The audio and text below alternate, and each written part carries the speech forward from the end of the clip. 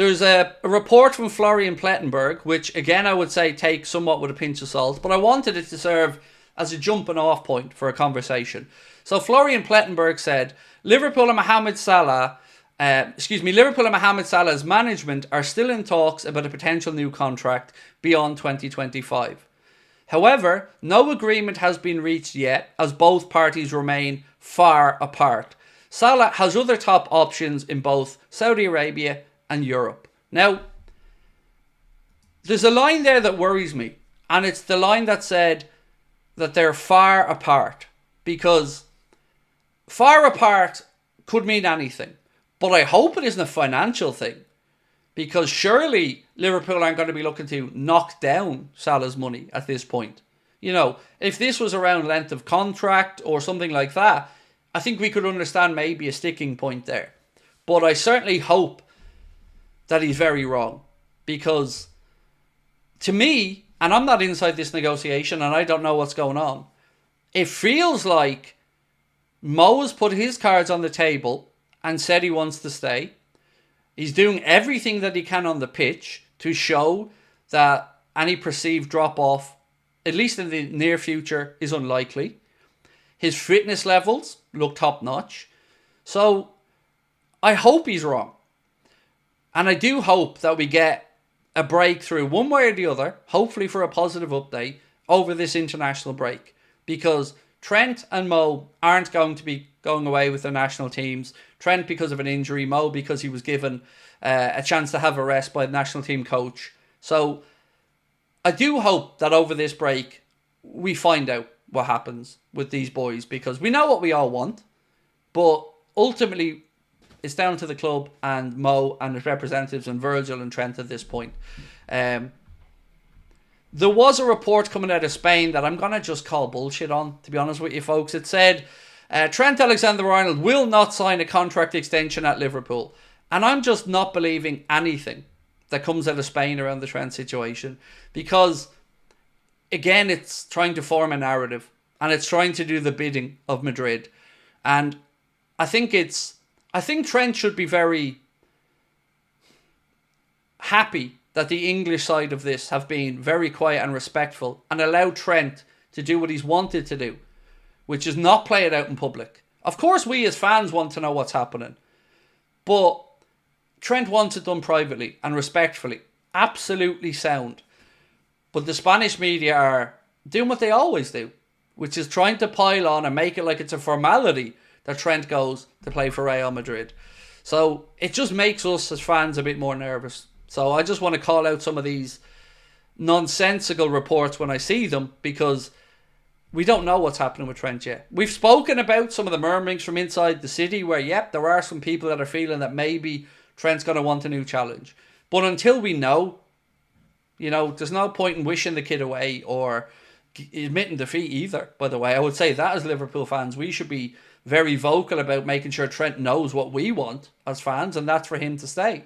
People say it's difficult to renew contracts for players over 30. Well, they don't say it's difficult, Hussein. They just say it's difficult for clubs because they look at, the likes of Alexis Sanchez, and Mesut Ozil, and Aubameyang, and others in the past who've gotten these contracts and not been the same player since. But I would put Mohamed Salah into the Ronaldo kind of camp of an outlier, a physical specimen who lives the life of a pro athlete on and off the pitch and never looks out of shape. So, again, like we've done with Mo, where we broke the wage structure to give Mo the highest ever deal the football club has done, I would suggest this is a similar thing again, whereas we can't treat him like a normal 31, 32-year-old, because he isn't. He's a superhuman. And I do believe that there's more years to go. And actually on Mo, he's been getting loads of praise recently, and it's great to see, but I wanted to just highlight one bit of praise in particular from a former Arsenal legend that I thought was very nice and very fitting. So Robert Pires, obviously former Arsenal great, said Salah was treated unfairly by being left out of the Ballon d'Or list. He goes on to say, it's a loss for the list, not for Salah. This isn't the player's fault, it's the journalist's mistake. Many great players like Thierry Henry, Xavi and Andres Iniesta never won the award either. Salah's absence from the Ballon d'Or final shortlist shows that some people don't know much about football. Fair play. And then we had Frank Lampard recently as well, talking about, the greatness of Mohamed Salah. So, it really does feel like there can only be one outcome here. Really, there can. The man has unfinished business at the club. He's got goal-scoring charts to continue to climb. He's got trophies to help us deliver. So, at this point, I think most Liverpool fans that I've spoken to want all three done. But there's one we're unsure of what they want on, and that is Trent at the minute, because quite simply, we don't know what Trent wants. Rip Van Winkle said, I want him to sign an extension, but last time we were in this position, he was playing brilliantly too and dropped off. Did he really drop off, though? Like, if we look back over his numbers, it's fair to say that more often than not, over the course of a season, he's delivered the numbers. Now, look, I'm not going to call you out, mate. I felt there were times where his outputs dropped off a bit as well. But that was more my concern about him never really being fully fit. So there were times where I felt like he was rushed back for a World Cup or an AFCON or from an injury too early. This feels a little bit different. He had a good rest in the summer. He's getting another rest now. And I think that if Liverpool look at this cleverly and give Mo the rest when he can and when he needs it, we can manage the situation a little bit better. So I get where you're coming from. But overall, I think his body of work speaks for itself.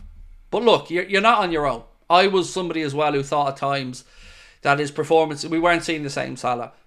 But, isn't the important part that when we see that Salah, when he shows that we're wrong, that we acknowledge it and put our hands up. Salah is worth a lot to FSG. Shirt sales, exposure in the Middle East and Africa, massive audience, and the potential to deliver trophies, which of course will help increase the value of the club as well. He's a superstar, and he's a superstar that wants to be here, and I think that should go a long way as well. Liam Buchan said, I think this is the best and most complete version of Salah that I've seen. He's reinvented himself slightly, and the part that I've really enjoyed of this new iteration of Mohamed Salah is the assisting and the caliber of his understanding with his other forwards. Like, I've really enjoyed seeing Mo's assist numbers come up as well as, of course, his goals. And it just would feel like right now there would be an unnecessary uncertainty and bad vibes put into the fan base if he wasn't extended. I think everybody feels like this has to be done. He needs to be extended. Eddie said, no disrespect, Craig, it's not about what the fans want, it's about what the player and the club want. Yes, that's fair. But he wants to stay. What I would say, Eddie, is, like I said about Trent, where I said, I'm kind of running out of reasons as to why Trent might not want to stay. Like, what he's uncertain about. With Mohamed Salah, I'm going to flip that and say, I'm kind of running out of reasons for the club to not feel like it's a worthwhile 2-year extension. No sign of a drop-off physically at the moment. Numerically, and the stats he's putting up, not seeing the drop-off there either. Looks to be really enjoying his football right now and where he's playing it. Playing with a smile on his face. Adored, of course, by the Liverpool fans. So, I understand the worry from the club's perspective. And when I speak with David Lynch about this, and he speaks about the amount of money Liverpool will commit to the next 2 or 3 years, I can appreciate all of that as well. But it just doesn't strike me as a player who will ever down tools, because he's driven by legacy. And he's going to want to achieve what he can still achieve, which is, a 5th, 4th, 3rd, maybe even 2nd place on the Premier League all-time goal-scoring charts, and certainly to continue breaking records at Liverpool. So I think that there is enough body of work there and enough appetite for Mo and hunger to still achieve that I don't ever see him falling off in a way that maybe Alexis Sanchez or others did, because they didn't really have the same legacy at the club. Tony Shallow said, the club should stop looking at Salah's age.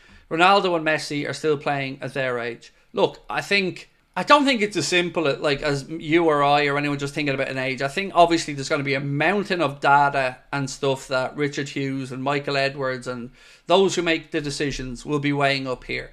And I also want to reiterate as well that very intelligent people that are making these decisions, very, very good in their roles, we're just anxious at the minute. It doesn't mean we won't get to the conclusion that works for everybody, but it does feel like we're getting to squeaky bum time a little bit, because that January window is creeping up on us bit by bit, and the gloves are off come January time, because they can start negotiating openly and signing a pre-contract agreement with clubs outside of the Premier League from January onwards. So it feels like this, and look, maybe I've built this up in my own head, but to me as a fan, it feels like this transfer window, this international window, it's important right now, because we do have time with Trent and Whitmore where they're not away, and it feels like we can really get down to the nitty gritty and get to an answer of what's going to happen. And maybe, look, I'm not saying that is what's going to happen. It just feels like a sensible time frame